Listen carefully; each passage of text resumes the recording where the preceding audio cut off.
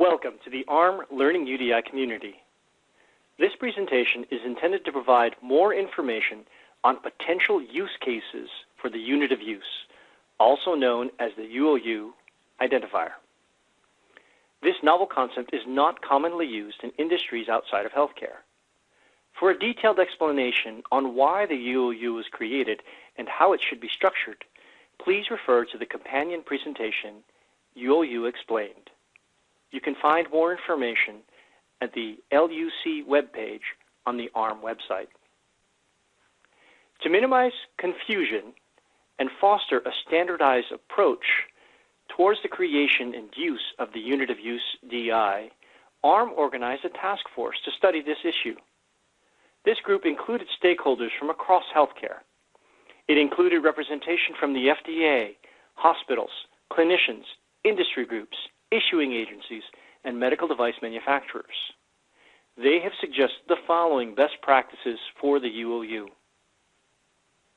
First, all discrete individual items should be identified, even if they are packaged in larger multiples.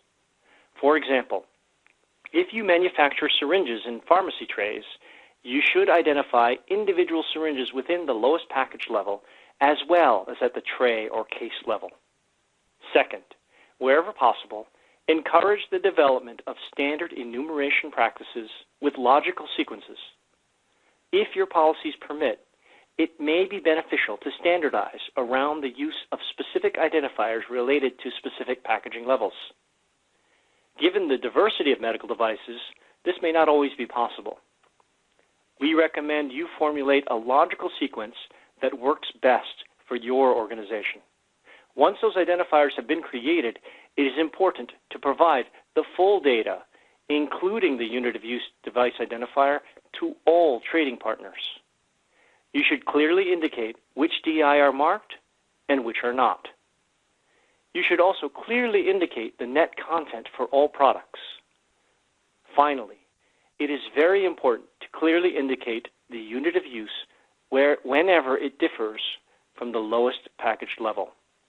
To illustrate how the UOU might be used, we have selected a few potential examples. The first product example is an Allergist tray. The Allergist tray groups multiple syringes together for allergy testing. Clinicians prefer not to unwrap individual syringes when performing these tests. There are 25 identical syringes in the tray without any labels. There are also similar trays available for the pharmacy. This Allergist tray is BD catalog number 305535. The product hierarchy for this Allergist tray has 3 levels, but only 2 of these levels have packaging with printed barcodes. All 3 levels have device identifiers, or DI, assigned to them. The individual syringe is assigned an unmarked unit of use DI. There are 25 syringes in each tray with a printed barcode on the tray.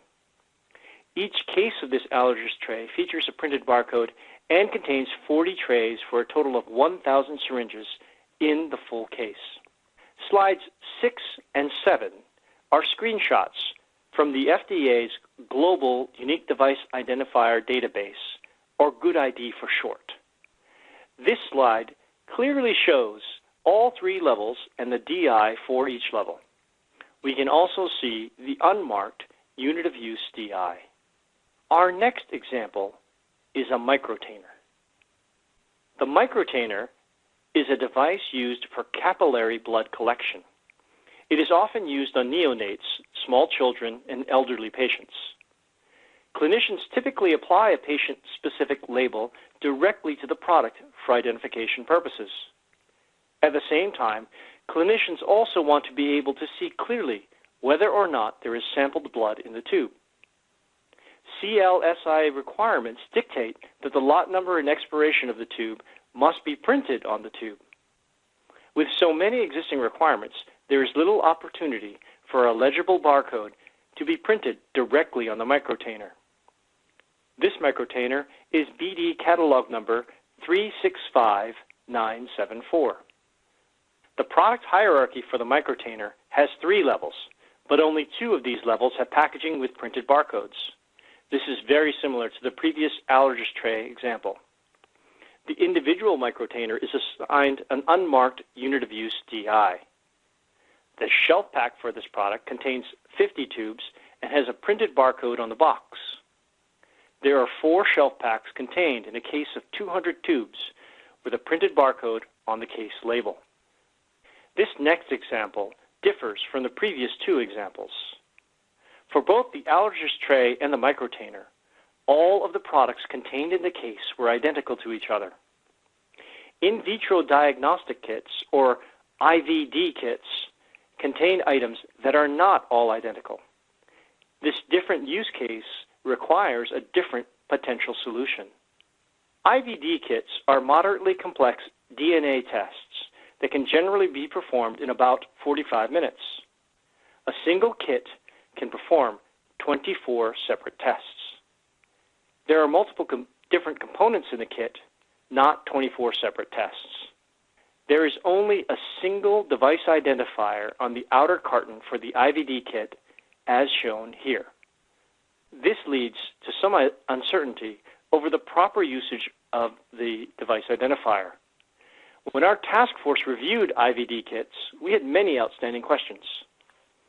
Today, there is a single DI at the kit level. Should there be an additional unit of use DI assigned by the manufacturer in order to account for each of the 24 separate tests contained in the larger kit? One concern with this approach is that it may confuse clinicians. They may think that the UOU DI is a supply chain unit of measure and attempt to reorder product based on the unit of use DI instead of the kit level DI. As a larger team, we felt that we didn't have enough experience with IVD kits or device identifiers to be able to make a solid recommendation either for or against this proposed solution. Our task force closed our work with these general findings about the unit of use DI. Because the products provided for our examples all came from BD, and BD uses the GS1 Global Trade Item Number, or GTIN, as their issuing agencies, these recommendations are from a BD perspective only and center on the GTIN. There are other standards and other potential ways to address this issue. For more information about the unit of use DI, please refer to the AHRMM Learning UDI Community webpage on the AHRMM website.